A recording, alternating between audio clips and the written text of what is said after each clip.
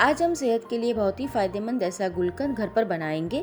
गर्मियों के मौसम में हमें गुलकंद का सेवन करना चाहिए जो हमारे शरीर के लिए बहुत ही फ़ायदेमंद है। मार्केट में आपको वैसे गुलकंद रेडी भी मिल जाता है, लेकिन अगर आप घर पर ये आयुर्वेदिक पद्धति से बनाते हैं तो वो मार्केट वाले गुलकंद से बहुत ही ज़्यादा बेहतर बनकर तैयार होता है और इसे बनाना बहुत आसान भी है। तो चलिए इसे बनाना शुरू करते हैं। ऐसी नई नई रेसिपी देखने के लिए अभी तक आपने मेरे चैनल किचन क्राफ्ट हिंदी को सब्सक्राइब नहीं किया है तो सब्सक्राइब कर दें। मैं हूँ हेतल और मेरे किचन में आपका स्वागत है।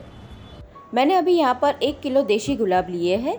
गुलाब की जो पंखुड़ियाँ होती है जो थोड़ी सी ख़राब होती है उसे हमें निकाल देना है। चैत्री महीना के अंदर अगर आप ये गुलकंद बनाते हैं तो आपका गुलकंद बहुत ही अच्छा बनेगा, क्योंकि ये महीने में जो गुलाब आते हैं उसमें औषधीय गुण ज़्यादा होते हैं। अब पहले हम सारी गुलाब की जो पंखुड़ियाँ है उसे अलग कर देंगे। अगर कोई पंखुड़ी बीच में ख़राब है तो इसे निकाल देंगे। तो इस तरह से पहले हम सारे गुलाब की पंखुड़ियाँ अलग कर लेते हैं।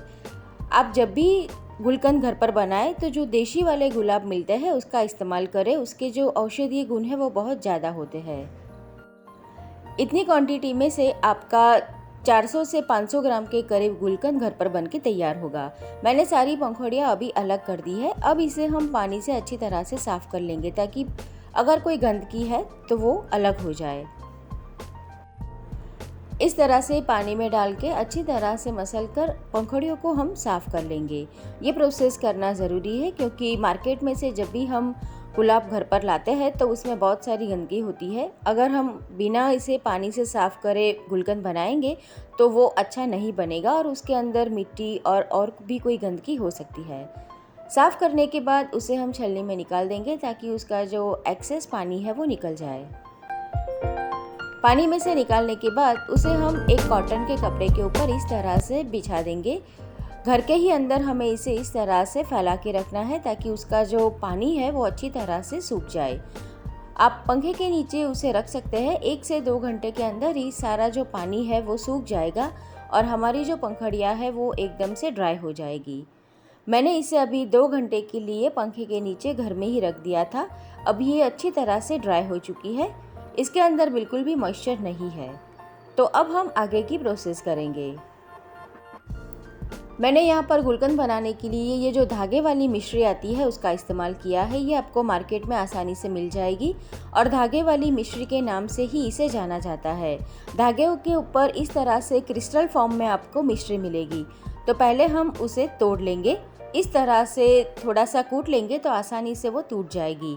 आप चाहे तो शक्कर भी डाल सकते हैं, लेकिन मिश्री है उसके औषधीय गुण बहुत ज़्यादा है, तो हो सके तो ये धागे वाली मिश्री का आप इस्तेमाल करें।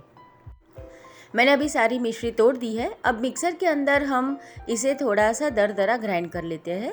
ये जो बीच वाला धागा है उसे हम निकाल लेंगे।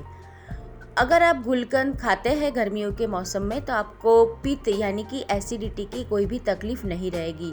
रोज़ सुबह खाली पेट आपको 1 से 2 चम्मच ये घर पे बनाया गुलकंद खाना है तो आपको एसिडिटी की बिल्कुल भी समस्या नहीं रहेगी।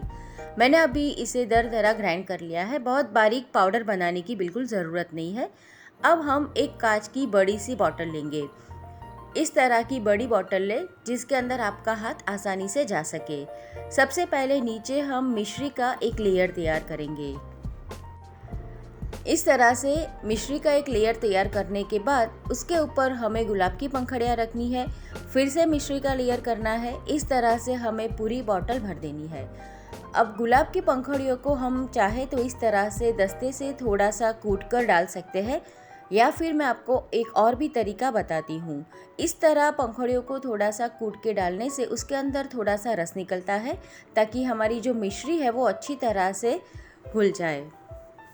ये एक तरीका है। आप चाहे तो इस तरह से कूट के डाल सकते हैं, या फिर आप चाहे तो हाथों के बीच गुलाब की पंखुड़ियों को इस तरह से थोड़ा सा मसल कर भी डाल सकते हैं। दोनों में से आपको जो भी तरीका ईजी लगता है आप उसका इस्तेमाल कर सकते हैं। तो इस तरह से हम गुलाब की पंखुड़ियों का भी एक लेयर तैयार कर लेते हैं। गुलाब की पंखुड़ियों को हमें इस तरह से ही हाथों से करना है या फिर दस्ते से कूट लेना है। अगर आप मिक्सर जार के अंदर इसे चलाएंगे तो वो बहुत ही बारीक क्रश हो जाएगी और हमारा गुलकंद अच्छा तैयार नहीं होगा। बस यही प्रोसेस को हमें रिपीट करना है। फिर से हम उसके ऊपर मिश्री डालेंगे। मिश्री के लेयर के बाद फिर से गुलाब की पंखुड़ियाँ।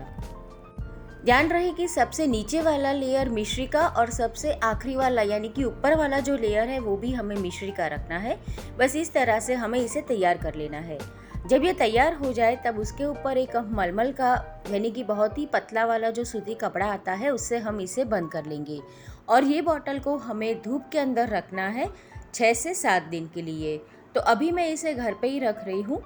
सुबह में इसे मैं धूप के अंदर रख दूँगी, तब तक हमारी जो मिश्री है वो भी थोड़ी सी घुल जाएगी। आपको इसे तुरंत धूप के अंदर नहीं रखना है। जब आपकी मिश्री थोड़ी सी घुलने लगे तब उसे धूप में रख दें।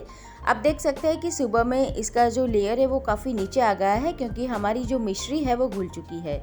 अब इसे हम चम्मच से एक बार अच्छी तरह से मिक्स कर लेंगे। मिक्स करने के बाद फिर से उसके ऊपर कपड़ा लगाएंगे और उसे धूप में रखेंगे। अगर आपके यहाँ धूप ज़्यादा आ रही है तो 4 से 5 दिन के अंदर ही आपका गुलकंद बन के तैयार हो जाएगा। और अगर धूप कम आ रही है तो इसे 6 से 7 दिन भी लग सकते हैं। जिस तरह से हम आम का छुंदा बनाते हैं और धूप में उसे रखते हैं, इसी तरह से हमें इसे भी धूप में रखना है। जितनी आपकी धूप ज़्यादा तेज होगी उतना ही जल्दी आपका गुलकंद बनकर तैयार हो जाएगा। मैंने इसे 7 दिन के लिए धूप में रखा था। मेरे यहाँ धूप इतनी तेज़ नहीं होती है तो इसे 7 दिन लग गए थे। रोज़ इसे हमें एक बार मिक्स कर लेना है और जब भी आप उसे मिक्स करें 4 से 5 दिन के बाद, तो मिश्री की जो कंसिस्टेंसी है उसे चेक करें। एक तार वाली इसकी जो कंसिस्टेंसी है वो जब आ जाए तब आपकी गुलकंद तैयार हो गई है। अभी ये अच्छी तरह से तैयार हो चुकी है। इसके अंदर आप चाहे तो शहद मिला सकते हैं, ड्राई फ्रूट मिला सकते हैं। अगर सॉफ्ट पसंद है तो वो भी डाल सकते हैं। मेरे यहाँ ऐसा कुछ भी पसंद नहीं है तो मैंने कुछ भी नहीं मिलाया है।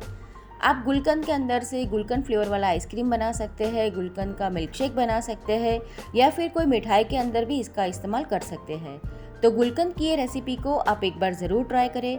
रेसिपी आपको कैसी लगी कमेंट करके मुझे बताना ना भूलें। ऐसी नई नई रेसिपी देखने के लिए आप मुझे फेसबुक के मेरे पेज के ऊपर भी फॉलो कर सकते हैं। वहाँ पर भी आपको नई वीडियो के बारे में जानकारी मिलती रहेगी। तो फिर से मिलते हैं ऐसी ही एक नई रेसिपी के साथ।